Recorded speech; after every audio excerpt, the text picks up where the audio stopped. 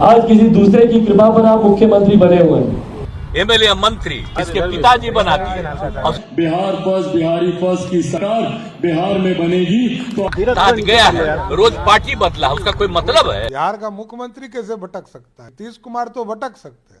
नीतीश कुमार के लेकर के तमाम चर्चाएं चल रही है कि नीतीश कुमार अब क्या करने वाले हैं। अब उनके विधायक या मंत्री या सांसद धीरे धीरे या जितना भी पार्टी कार्यकर्ता है धीरे धीरे उनसे वॉकआउट कर रहे हैं, यानी उनकी पार्टियों को छोड़ते जा रहे हैं। और यह आंकड़ा धीरे धीरे 100 से ज़्यादा पार कर चुका है और यह रुकने का और थमने का नाम नहीं ले रहा है। ऐसी स्थितियां में क्या करेंगे नीतीश कुमार? बहुत सारी प्रॉब्लम्स, बहुत सारी समस्याएं, बहुत सारे मुद्दे आए थे। कई सारे उनके पार्टी इस बातों को लेकर के कह रहे थे कि हमें मुस्लिम संगठन की जरूरत नहीं है। को किसी मौलाना और उनका शरीफ का हमको आवश्यकता है। हम जनता के लिए काम करते हैं। सारा बिहार का कब्रिस्तान का घेराबंदी क्यों इंतजार करना पड़ा? कौन करवाया? लेकिन यह जग जाहिर है, यह सच्चाई है कि बिहार में करीब करीब 47 सीट ऐसे हैं जो मुसलमान के वजह से कन्वर्ट हो जाते हैं। अगर 47 सीट अगर आपको इधर से उधर हो जाएंगे तो सरकार भी इधर से उधर हो सकती है। इस मुद्दे को लेकर के समझना होगा और शायद नीतीश कुमार इस बातों को समझ रहे हैं और इसीलिए उस सबका देखिए, उसकी चर्चा मत करिए। आप बोल दिए तो आप समारोह कर रहे हैं। और मिलने के लिए उन्होंने ईद समारोह भी रखा था, जो कि मैंने लास्ट वीडियो में बनाया था। लेकिन वो सब तो चाह रहे हैं, लेकिन उनके नेतागण ये चीज़ें नहीं चाह रहे हैं। तो फिर कैसी राजनीति होगी? या फिर नीतीश को पूरी तरह से हटाने की यही एक प्लानिंग बची है कि नीतीश के नाम से, नीतीश के चेहरे की वजह से हम लड़ाई लड़ेंगे और उनके बाद उनका ऐसा रिफ्लेक्शंस बनाया जा रहा है कि अब वो इस काम के नहीं हैं। जैसे उनकी पार्टियां छोड़ रही है तो कुछ काम के तो होंगे नहीं, और धीरे धीरे जैसे जैसे पार्टियां छोड़ रही है उनकी ऐसी स्थितियां हो गई है न कि वो घर के हैं न घाट के हैं, जिसको अपने भाषा में कहते हैं कि आगे कुआं पीछे खाई, अब जाएं तो जाएं कहाँ?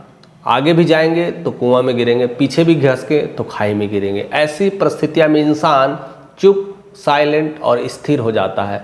शायद ऐसा ही स्थिति नीतीश कुमार के पास भी आ चुकी है और इसी वजह से वह हर जगह ऐसे ही मुद्रा में दिखते हैं जैसे कि मैं आपके साथ कर रहा हूँ। या तो ऐसे ऐसे करते नज़र आते हैं, या ऐसे ऐसे करते हैं, या तो टोपी पहने हुए नज़र आते हैं और इसी वजह से उनके हाथों में बड़ी सारी कंपन्स देखने को मिल जाता है। और उसी कंपन का लोग राजनीतिक मुद्दा भी बना देते हैं कि देखिए अब वह शायद ऐसी परिस्थितियां में नहीं है, वो मानसिक तनाव से जूझ रहे हैं। अब आप सोचिए आपका ये जदयू बीजेपी कितना नुकसान कर रही है। बीमार हैं, लाचार हैं और तरह तरह की बातें होती है और शायद इसी वजह से वह ऐसे मोड़ पर, ऐसे एक हिमालय की चोटी पर खड़े हैं जहां दोनों तरफ खाई है। वो लक्ष्य वाला डायलॉग, वो लक्ष्य मूवी वाला ऐसे ही डायलॉग था। जब ऊपर चढ़ने के बाद जब रास्ता नहीं मिलता था कि एक तरफ या तो पाकिस्तान है और दूसरे तरफ खाई है, अब आगे चढ़ना है तो बस एक ही रास्ता है, वो सीधा खड़ा रास्ता।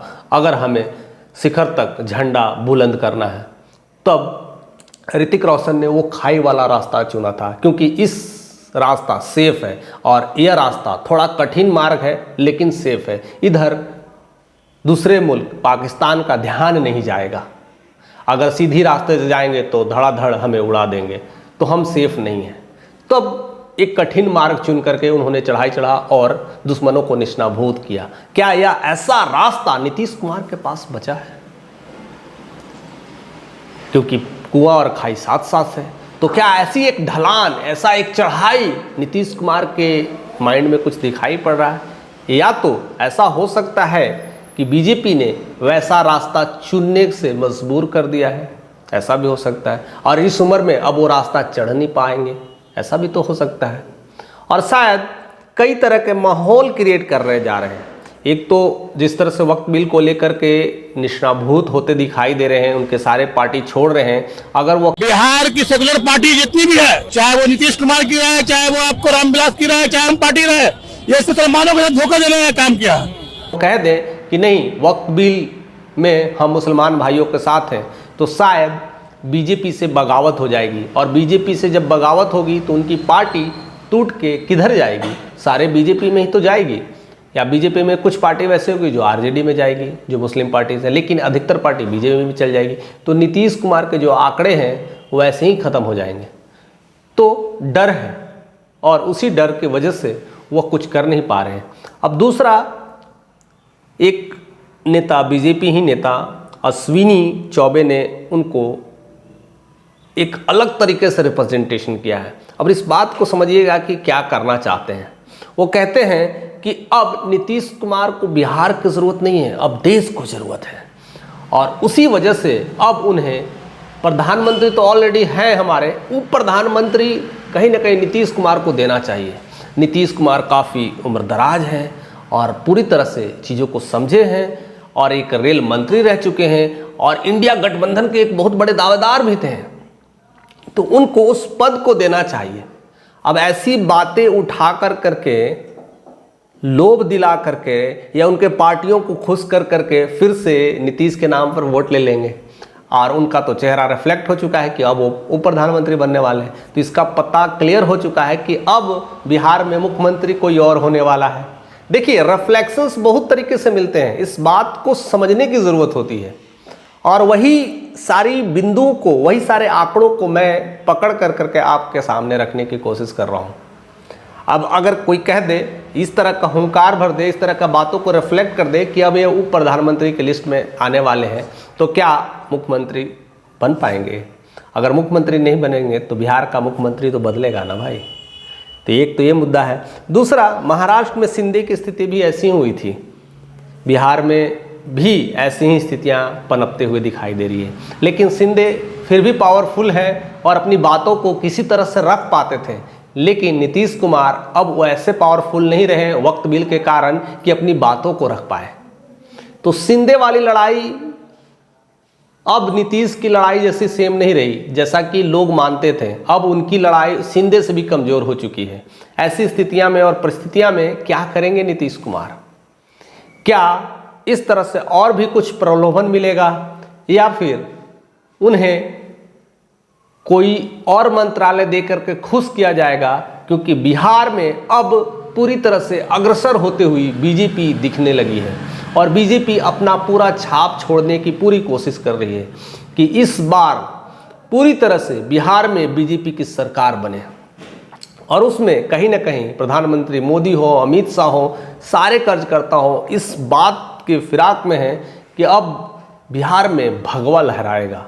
लेकिन उस भगवा में नीतीश का भगवा कैसा होगा?